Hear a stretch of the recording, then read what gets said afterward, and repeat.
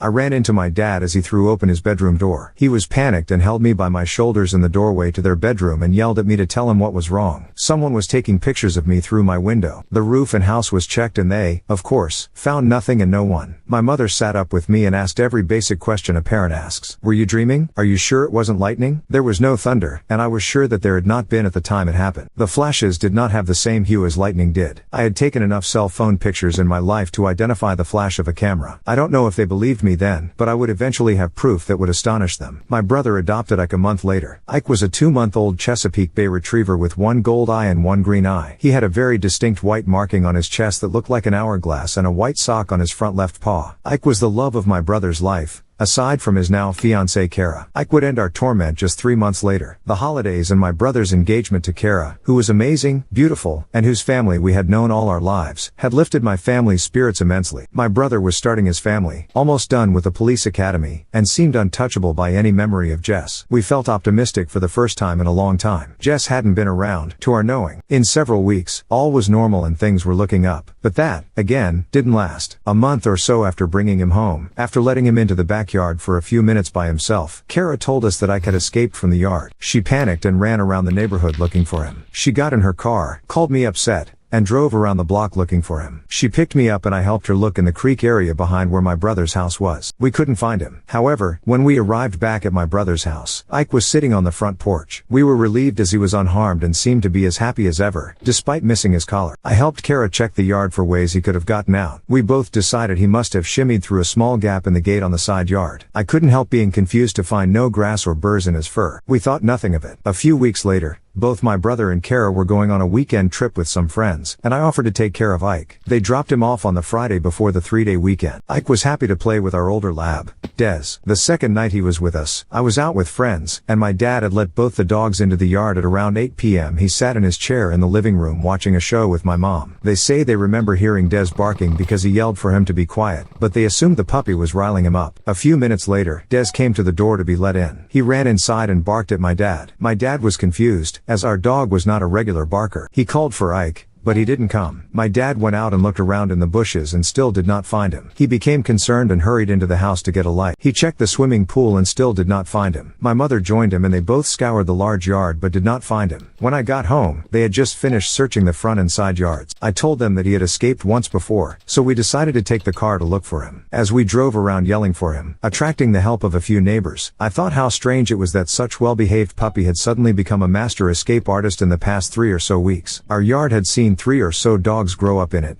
some younger and smaller than Ike, and we had never had that problem. The fences were high and well built, and my dad had replaced the ones on the side of the house just a few summers ago. We did not find him. I hoped that he'd return that night, like he did last time, but he didn't. I informed my brother on Sunday and proceeded to look all day in surrounding areas, the pound, shelters, vet clinics, and even looked to the sides of roads from bodies. We found nothing. My brother was heartbroken. I helped him make flyers to post in our neighborhood and his. A couple weeks passed and we heard nothing. My dad was doing yard work in mid-February. He came in after a few hours and he set something on the kitchen table. "What's that?" I nipped my brow as I saw it. "It's Ike's collar. It was in the front yard. I almost hit it with a mower. You'll have to take it to your brother." It was Ike's collar, his first collar, not the one he had been wearing the night he went missing from our yard. It was his puppy collar, which he had lost the day he got out of the yard at my brother's house. I called Kara and asked her if they had found it, and she said they hadn't and had bought him a new one. That's when it clicked. Someone had stolen my brother's dog not once, but twice. I told my brother, Kara, and my parents my theory, and it was not a difficult one for them to understand. It had to be connected to everything else. Right when we thought she was out of our lives, we decided to take it to the police to add to our case file on Jess. I also told them about the night I had been photographed from my window. The police, like many times before, told us they could not do anything, as there was no proof she had done any of these things. Frustrated, defeated, and frightened again. But a few short weeks later, in April of 2016, new developments would finally end it all. By complete God-sent coincidence, Kara was with her mother in a small town 45 minutes away from ours. We were planning for my 17th birthday that month, and so preoccupied we almost put Jess, and the fact that she undoubtedly had been watching us for months and had stolen, probably ended, my brother's puppy and thrown his collar in our front yard to help us connect the dots and give her credit for the crime. However, while Kara window shopped in the center of the town, she and her mother noticed a car parked on the street, a car with a puppy in it. It was a bit warm out, so they walked to the window and peeked in at the animal. Kara immediately recognized him by his eyes, and the marking on his chest, and the fact that he began crying as soon as she called his name and he saw her. She phoned the police, phoned my brother, and sat on the back trunk of the car. The police arrived as the owner of the car came back to it. The girl was immediately upset by the presence of the police and Kara's angry accusations. The girl was not Jess, and she became rather helpful. The girl said that she had purchased the dog only a few days ago from an ad online. She told police that the girl she purchased her from was super shady and eager to get rid of the dog, who was skinny and at a very cheap price. The girl who had sold her the dog claimed that she didn't want the stupid dog. It was a present from her boyfriend, but it was the wrong kind. Jess had always liked small dogs. She told the police that she had met the girl to purchase the dog at an apartment complex a few minutes from where they were, but that she wasn't sure what apartment the girl lived in. The police, after Kara had informed them of our situation, used Jess's name to find out that she indeed lived in the apartment complex with 2 roommates. They interviewed Jess's roommates the next day, but Jess was not there. They told detectives that they almost never saw Jess. Her room was always locked and she was almost always gone. She didn't have a job, though she claimed to have one, and her mother was there a lot, checking up on her and dropping off her rent to them. However, when they did speak to her, she talked a lot about her past relationship and switched between how much she loved him and his family to how they all deserved to die and were going to hell. With the information given by the girl who had purchased Ike and by Jess's roommates, the police finally had sufficient evidence to search Jess's apartment. I don't know much about what they found, but what I do know horrified my family and horrified me. On Jess's computer, they found hundreds upon hundreds of pictures of my brother, my parents, Kara, and of me, our cars, our houses, my school, my brother's school, and Ike. Pictures taken through our windows at night,